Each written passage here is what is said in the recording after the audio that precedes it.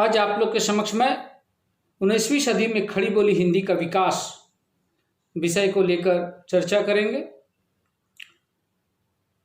खड़ी बोली सौरसेनी अपभ्रंश के पश्चिमी हिंदी से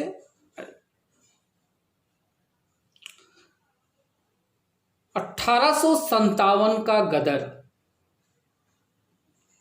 क्रांति खड़ी बोली के विकास का प्रमुख कारणों में से एक है। 1857 का गदर क्रांति जब विफल हुई, ईस्ट इंडिया कंपनी लौट गए और उसके स्थान पर ब्रिटिश गवर्नमेंट का शासन व्यवस्था। ब्रिटिश गवर्नमेंट ने देखा कि भारतवर्ष एक बड़ा महासंघ और इस बड़े महासंघ पर राज्य या प्रशासन करना बहुत ही मुश्किल है। और उस समय राजकाज की भाषा थी फारसी,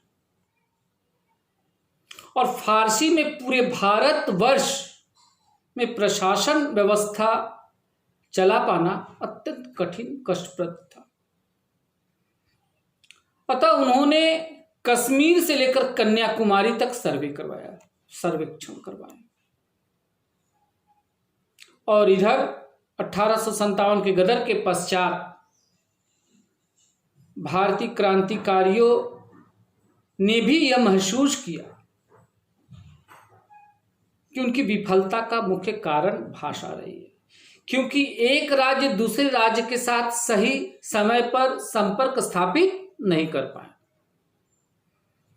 बंगाल के लोग उड़ीसा की भाषा नहीं समझ पाए, उड़ीसा के लोग बिहार की भाषा समझ नहीं पाए, महाराष्ट्र की भाषा नहीं समझ पाए, मेरठ की भाषा, अर्थात एक राज्य दूसरे राज्यों की भाषा नहीं समझ पाए, अर्थात संपर्क की कमी हुई।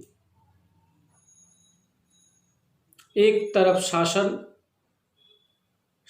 शासन करने के लिए भाषा की तलाशने लगा और एक उस शासन से मुक्ति पाने के लिए भाषा की तलाश आरंभ हो गई। सर्वेक्षण के पश्चात सामने आया मेरठ दिल्ली के आसपास बोले जाने वाली एक बोली, खड़ी बोली, जो बहुत ही आसानी से बोला और समझा जा सकता है। फिर शासक वर्ग ने भी इस बोली को पकड़ा, क्रांतिकारियों ने भी, आरंभ हो गया। खड़ी बोली की तलाश मानो खत्म हो रही थी। ब्रिटिश गवर्नमेंट ने Calcutta university, Bombay university, Madras university की स्थापना करवाई भाषा के प्रचार प्रसार के लिए, खड़ी बोली का प्रचार प्रसार करवाने। यह थी राजनैतिक जरूरत, एक शासन करने के लिए और दूसरा शासन से मुक्ति पाने के लिए। दोनों ने खड़ी बोली को पकड़ा और अपने अपने स्तर पर इसका प्रचार प्रसार का कार्य आरंभ हो गया। किंतु गौर करने की बात यह है कि जिस समय यह जरूरत 1857 की गदर चल रहा था, उस समय खड़ी बोली का प्रयोग या खड़ी बोली के प्रयोग का कार्य भी मानो आरंभ हो चुका था। दो जगह पे, आगरा और बनारस। और आगरा और बनारस से पहले 1800 ईस्वी में फोर्ट विलियम कॉलेज में जॉन गिलक्रिस्ट के नेतृत्व में दो भाषा मंत्री नियुक्त किए गए थे, लल्लू जी लाल और सदाशुक। लल्लू जी लाल ने प्रेम सागर की रचना की, सदाशुक लाल नियाज ने सुख सागर की रचना की, जो खड़ी बोली के पठन पाठन या खड़ी बोली सिखाने के कार्य के लिए था। इसी समय एक कवि थे ईशा अल्लाह खां, उन्होंने रानी केतकी की कहानी लिखी और रानी केतकी की कहानी भी इसी खड़ी बोली के प्रचार प्रसार का एक बिंदु मान सकते हैं। अब थोड़ा सा आगरा चलते हैं।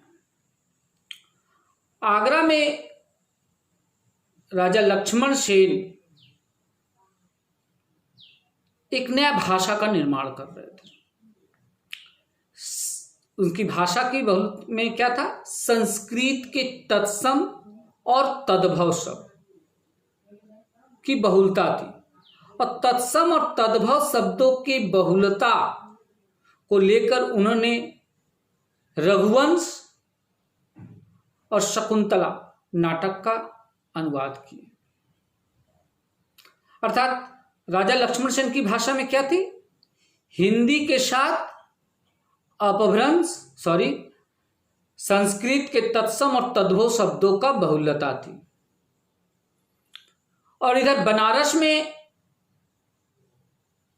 सितारे हिंद जी अरबी और फारसी मिश्रित हिंदी का निर्माण किया। इतिहास विनाशक पुस्तक के माध्यम से उन्होंने खड़ी बोली का प्रचार प्रसार किया।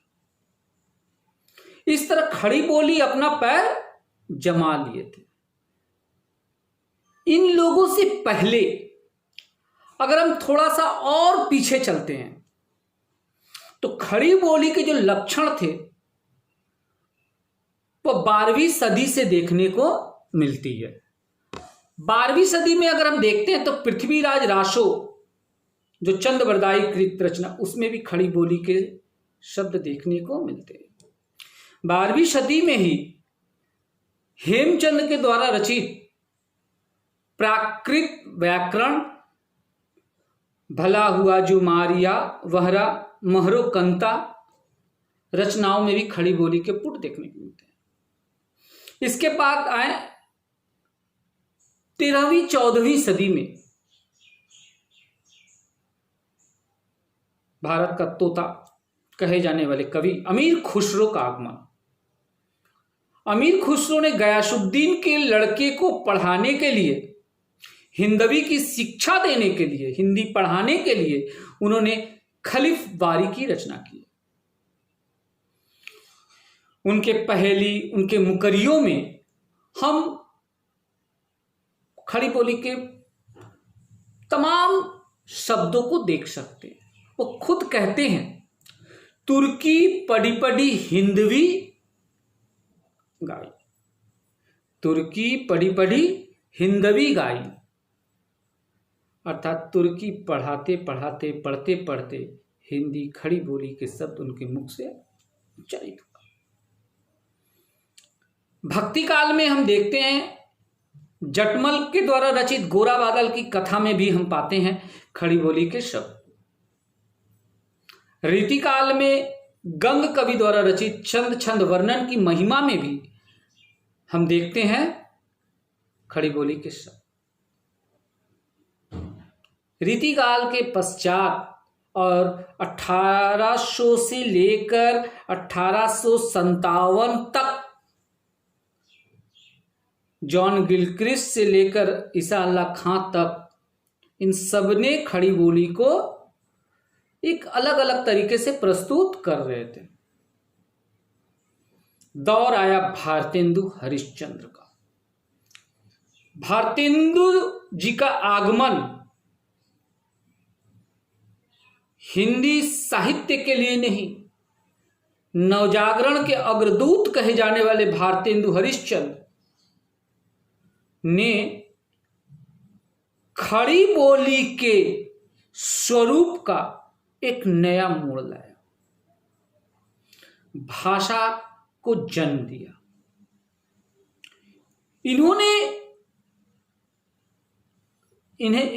इन्होंने देखा कि खड़ी बोली के कई रूप उनके सामने हैं। आगरा का लक्ष्मण सेन का हिंदी, बनारस का सितारे हिंद का हिंदी जो विख्यात रूप से था। अर्थात इन्होंने क्या किया, सबको मिला दिया।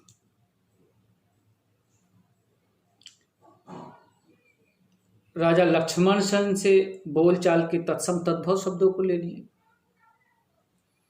सितारे हिंद से उन्होंने अरबी और फारसी के जो दिन प्रतिदिन प्रयोग में लाए जाने वाले शब्दों को प्रयोग ले लिए, अंग्रेजी के शब्दों को ले लिए, फ्रेंच के शब्दों को ले लिए और एक नई भाषा को, खड़ी बोली का एक नया स्वरूप को आकार दे दिया। वे स्वयं एक अच्छे भाषा अधिकारी थे, भाषा पर उनकी बहुत अच्छी पकड़ थी और अच्छी पकड़ रहने के कारण उन्होंने ये महसूस किए कि रीतिकाल तक जो ब्रज भाषा साहित्य के केंद्र में थी, साहित्य के केंद्र में रीतिकाल तक जो ब्रज भाषा थी, कविताएं मृदु भाषा में ही होनी चाहिए, उन्होंने ये महसूस करते थे। और खड़ी बोली खुरदरा था। जिस प्रकार कोई बच्चा जन्म लेता है तो बच्चा जब बोलना सीखता है तो वो तुतलाता है। खड़ी बोली की भी स्थिति भारतीय हिंदू युग में कुछ ऐसी ही थी और खुरदरी और तुतलाई हुई भाषा में कविता का सृजन कर्णप्रिय कदापि नहीं हो सकता था। तो भारतेंदु हरिश्चंद्र ने एक प्रयोग किए। उन्होंने पद्य की भाषा को ब्रज ही रहने दिया और खड़ी बोली को गद्य के लिए प्रयोग किए और आरंभ हो गया गद्य का विकास। इस गद्य के विकास के पहले उन्होंने अनुवाद में इसका प्रयोग किया। उन्होंने बांग्ला और अंग्रेजी नाटकों का अनुवाद शुरू किया और उनमें जो गीत थे या फिर जो भी मौलिक नाटक उन्होंने लिखे, उन नाटकों के गीतों को उन्होंने खड़ी बोली में लिखना प्रारंभ किया। जनता ने इसे ग्रहण किया, पसंद किया और शुरू हो गया खड़ी बोली का प्रचार प्रसार का कार्य। मातृभाषा का प्रचार। निज भाषा उन्नति है, सब उन्नति को मूल, बिनु निज भाषा ज्ञान के मिटे न यके सूल। भारतेंदु जी ने महसूस किया कि ये खड़ी बोली का प्रचार प्रसार उनके अकेले का बस का नहीं हो सकता और उन्होंने एक भारतेंदु मंडली का निर्माण करवाया। उस भारतेंदु मंडली में बालकृष्ण भट्ट, प्रताप नारायण मिश्र, अंबिका दत्त व्यास, ठाकुर जगमोहन सिंह, राधाचरण गोस्वामी, बद्री चौधरी प्रेमघन, लाला श्रीनिवास दास। भारतेंदु मंडली एवं भारतेंदु हरिश्चंद्र, इन आठों ने अपनी अपनी पत्रिकाएं निकालना आरंभ की। सबने अपनी अपनी पत्रिकाएं निकाली और उन पत्रिकाओं के माध्यम से खड़ी बोली में गद्य का प्रचार प्रसार आरंभ किए। मौलिक नाटक लिखे गए। सिर्फ नाटक लिखे नहीं गए, उसका मंचन कार्य आरंभ हुआ, क्योंकि हम लोग जानते हैं कि नाटक का सीधा प्रभाव जनता के हृदय में होता है और जनता के हृदय में जो प्रभाव पड़ता है देखकर और सुनकर, इसके माध्यम से, नाटकों के माध्यम से भारतवासियों के हृदय में देश प्रेम, राष्ट्रीय चेतना की भावना, स्त्री शिक्षा का विकास, बच्चों के सुचारू रूप से पालने का, अंधविश्वास, रूढ़ियों का खंडन, इन भारतेंदु मंडली के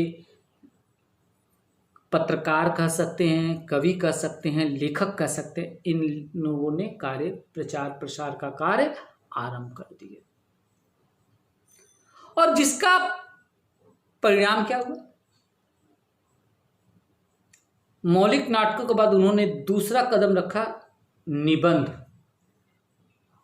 निबंधों की जो शैली थी, एक हास्य शैली और दूसरा व्यंग और परिहास शैली। इन लेखकों ने खड़ी बोली में जो गद्य लिखे, व्यंग्यात्मक, परिहास और हास्य शैली में लिखकर इन्होंने प्रशासन को हिलाने का प्रयास किया। भारतीय जनता के हृदय में राष्ट्र प्रेम, राष्ट्रीय चेतना के स्वर अनुगुंज करने के लिए इन्होंने एक नया स्वर प्रदान किया। इनके जो निबंध होते थे, बड़ा अटपटी शीर्षक का होता था।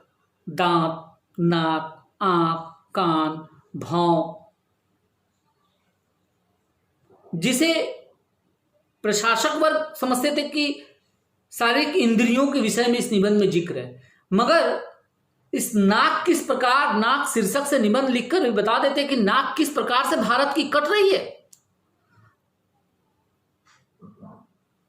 भारतीय जनता के अंदर वह चेतना को जागृत करने का प्रयास कर रहे थे। देश प्रेम के लिए लिखते हैं, भीतर भीतर सब रस चूस है, बाहर से तन मन धन लूट है, जाहिर बात तन में अति तेज, क्यों सखी साजन नहीं अंग्रेज। खड़ी बोली 19वीं सदी तक आते आते अपना पूरा पैर साहित्य में फैला चुका था। कश्मीर से लेकर कन्याकुमारी तक लोग इसे समझने और बोलने लगे थे। परिणाम क्या हुआ? 19वीं सदी तक आते आते एक साथ 4 कार्य हुए। पहला, खड़ी बोली हिंदी का विकास। खड़ी बोली हिंदी के विकास के साथ कहिए गद्य का विकास। गद्य के विकास के साथ साथ नवजागरण की जो अवधारणा, उस अवधारणा का लोगों के मस्तिष्क में कार्य करना आरंभ कर दिया। और चौथा था स्वाधीनता आंदोलन। इन सबका विकास एक साथ हुआ।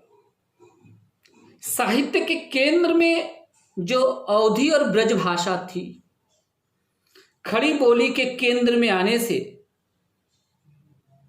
अवधी और ब्रज हाशिए पर चला गया और रीतिकालीन जो प्रवृत्तियां थी, श्रृंगारिक प्रवृत्तियां, वह भी हाशिए पर चली गई। तो साहित्य के केंद्र में क्या आ गया? समाज, देश, राष्ट्र प्रेम पूरी तरह से साहित्य के केंद्र में आ गया। राजा रानी, तिलस्मी, अय्यारी, जासूसी, कहानी, निबंधों का दौर खत्म, सारे हाशिए चले गए और उसके स्थान पर आ गए यथार्थ, समाज, चेतना, दर्द, पीड़ा। और 19वीं सदी के बाद जब खड़ी बोली आगे विकास करते हैं तो हम देखते हैं कि द्विवेदी युग में महावीर प्रसाद द्विवेदी और सरस्वती पत्रिका का योगदान को हम नकार कभी नहीं सकते, क्योंकि खड़ी बोली का परिमार्जित, परिनिष्ठित रूप जो छायावादी में जो उच्च कोटि के काव्य, उच्च कोटि के गद्य, प्रेमचंद के लगभग 300 कहानियां, 12 उपन्यास, प्रसाद के नाटक, प्रसाद की कविताओं का समार, पूरा छायावादी साहित्य जो समृद्ध है, खड़ी बोली के जो अनुपम निधि बन चुके हैं,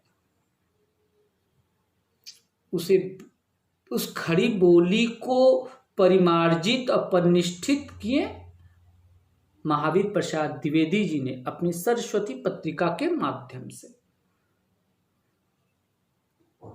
इसी समय कामता प्रसाद गुरु जी ने अपना व्याकरण लिखा।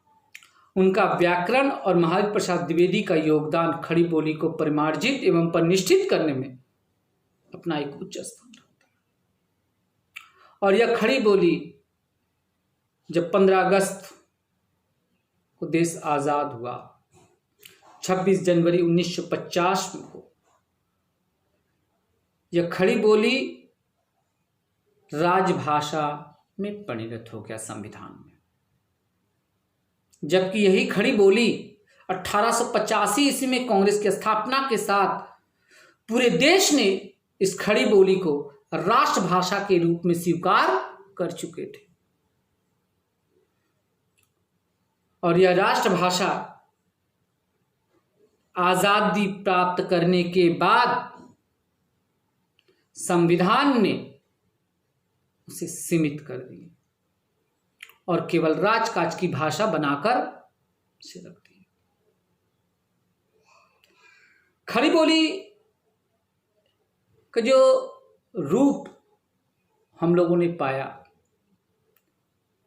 जो विकास की रेखा देखे, यहीं तक है।